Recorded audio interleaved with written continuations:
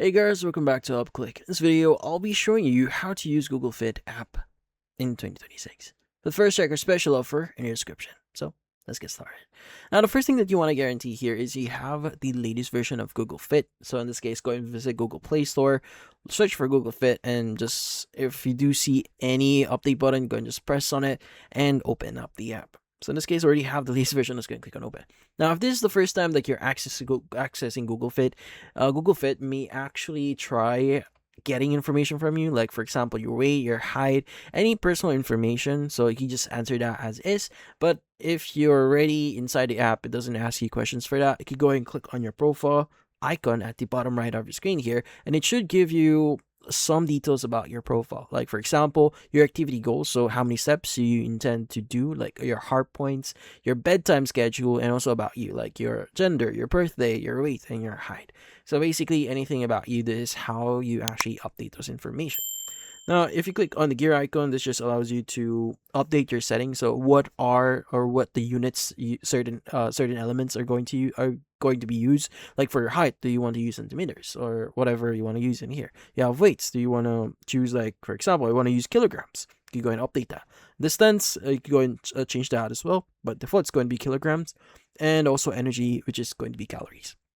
Now, also, if you want to sync, in this case, Google Fit here to Health Connect. So if you want to do that, so you can see sync Fit with Health Connect. So to help you stay up top of your all goals, you can Fit can now sync with Health Connect to share data with the other apps. So if you want to share data with other apps, let's just say you're using another app for this activity or for this specific device. So you can go and basically enable this one. So you can click on setup and just follow the on-screen steps. Now, obviously, it's something really important because especially if you're using multiple devices for different things, now that's going to be really important.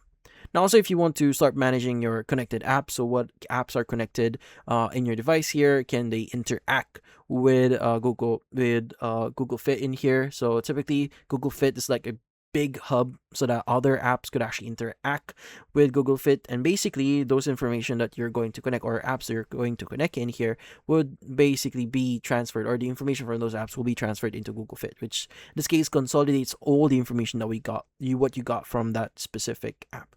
So yeah, let's go ahead and just go back.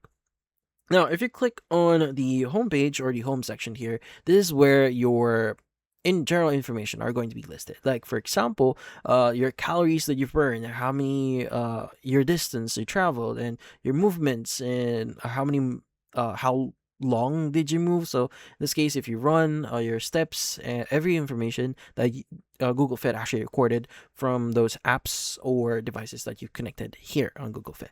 As you can see here now, you have your weekly target, get notification from Fit as well. So just basic information about the app.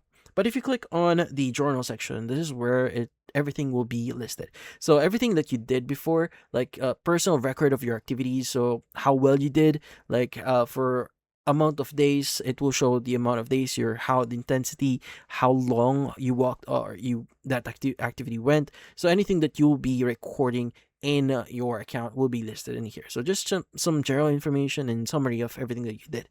But if you click on the plus button you see at the bottom right of your screen, this is where you add those information. So you can add your blood pressure, add your weight, add activities, and even track your workout. So if you click on track workout here, this will basically allow you to start recording whatever you're doing. So you can go and click on start play here and start walking. Like, you also change the activity. Is it aerobics? Is it football? Is it baseball? Like, you go and choose whichever activity. So let's just say boxing here. You can go and click on the start boxing, and this will record anything or your current activity. So you can go and just do whatever you want, and this will record your activity, your heart points, your calories, and steps. But let's go and pause this one and click on end.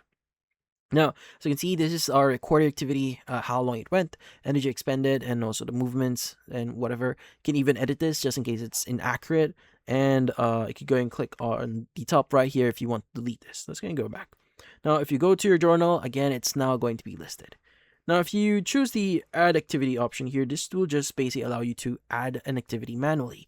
Like, you can add a title for it. Is what type of activity? When did you start? How long is the activity? And the intensity, the energy expended, and steps. Just in case you didn't record it before, you can add it manually via this way. Now you could also click on the top right at the three-dot option at the top right here if you want to get assistance. But then again, it doesn't actually really matter. But in this case, you could also add notes if you want to keep if you want to really explain what actually happened here.